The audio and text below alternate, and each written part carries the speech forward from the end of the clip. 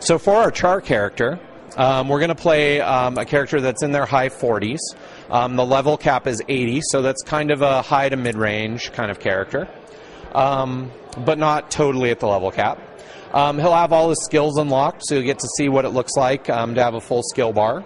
Again, the Charr were our antagonists in Guild Wars 1. They're kind of a bestial feline race, but at the same time, they're the most technologically advanced race in their world. So that's kind of an interesting twist that they have. You can see our Charr there. He's a warrior, and I wanted to talk a little bit about our versatility of our professions. So we saw the Elementalist, and we saw how he was versatile by changing attunements. An Elementalist has 4 different attunements to choose from. And you'll see kind of our philosophy with our characters is we don't want anything that our characters can do to feel like it's kind of secondary, like it's not effective. In most games, you have a warrior, you grab a bow. That bow is only used as kind of a tool for pulling or something like that. It's not really a damage-dealing weapon. And in our game, a warrior with a bow can really deal some good damage.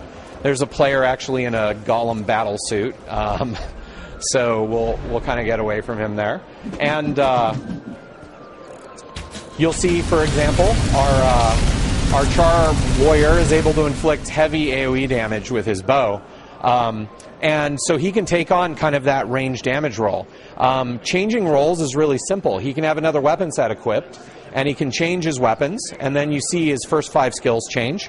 Now he's got 2 axes equipped, and he's kind of a melee damage dealer now at this point.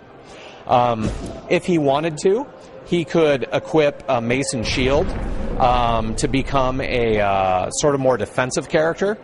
He could, instead of having a shield, equip a Warhorn, which would make him sort of more support character. And so you can change kind of your role in the battlefield very, very easily. And this is something that we want to emphasize. We want to make it so that you don't have to have any particular profession in order to play the game. We don't want you to stand around waiting for, a half hour, waiting for that one healer to come along. We don't want you to have to play a healer because, the group you play with, none of them want to play a healer, so I guess you're going to kind of bite the bullet and play one, even though you don't think it's that fun. We don't want you to have to play with that kind of guy who you really don't want to play with, except for he's a healer and he's kind of always around, and you kind of need a healer, so you're willing to kind of play with him. We don't want you to have to do that. We want you to be able to play with whoever you want to play with. Play with your friends, play with the people that you enjoy playing with. That's sort of our philosophy. And so we're actually communicating with the people at Arenanet right now. We're trying to find out where some events are going on. You can see lots of things to do, lots of places to visit. So we're going to head down to Dragon Watch, which is a small Charr town.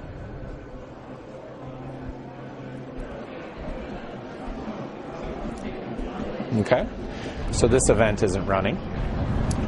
So we're actually going to head down to a fortress called Steeleye Span.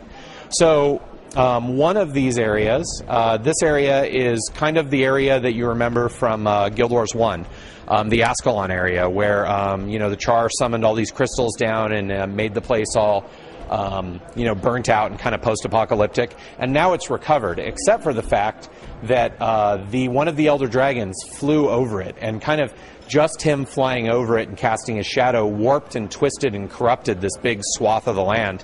And the Charr have built this massive fortress over the southern end of it called Steeleye Span. And Steeleye Span is kind of constantly under assault from the minions of the dragon. So we've actually seen the minions are attacking now, and so we've got an event. Again, we came in kind of in the middle of the event. You can see one of the wall sections appears to maybe have just gotten destroyed. We're helping to defend Steeleye Span's walls. Okay, so actually I think that event just failed, and now the minions have broken in, and we have to defend the Tribune here, who's the leader of this fortress. If we fail here, what'll happen is the minions will take over the fortress, and then it'll have an event here to drive the minions out. One thing to note, our event system is what we like to call persistent. It doesn't mean that there are permanent changes in the world. Okay. It doesn't mean there are permanent changes in the world. So this fortress, once it's destroyed, will not stay destroyed forever, but it will stay taken over until players come and change what's going on. So it has persistence to it.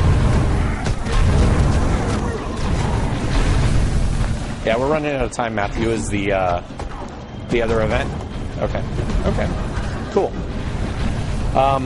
So we actually have an event that's usually at the end of kind of this long event chain.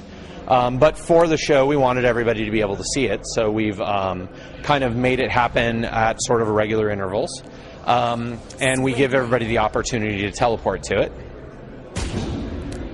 So this is the confrontation with the Shatterer, which is one of the minions of the Elder Dragon that caused all of this destruction. So again, one thing to note, this is the sort of boss fight that you would normally see, hidden away in a dungeon somewhere, something like that. Matthew, why don't you go man some turrets or something like that, and we can see how that works.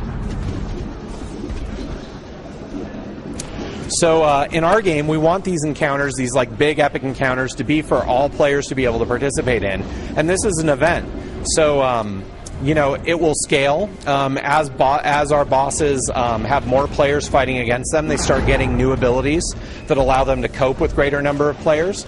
There probably looks like 30 to 40 players in this fight, and they're all going to get credit for participating if they participate in the fight.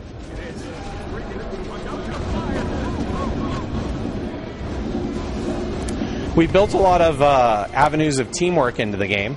So, for example, all of these cannons and mortars, there are minions that get created by the Shatterer. If the Shatterer if the players let those minions get to the back line, then they can destroy the mortars and cannons, and then the players won't be able to use them.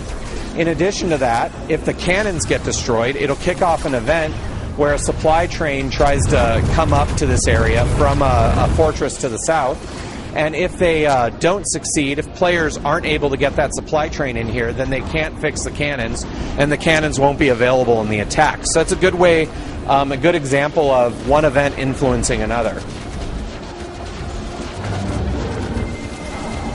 So Matthew's summoning his War Banner, which is his elite skill. And you'll notice he's healing characters in the area of the banner. Once again, versatility of our profession. Since he chose to bring a support skill in his elite slot, he can now help out players around him.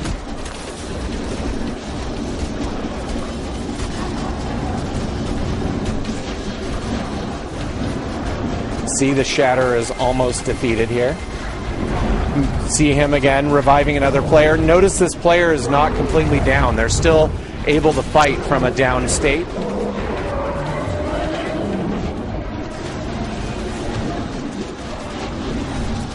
Okay, so that was our encounter with the Shatterer. Now he also drops a big giant chest.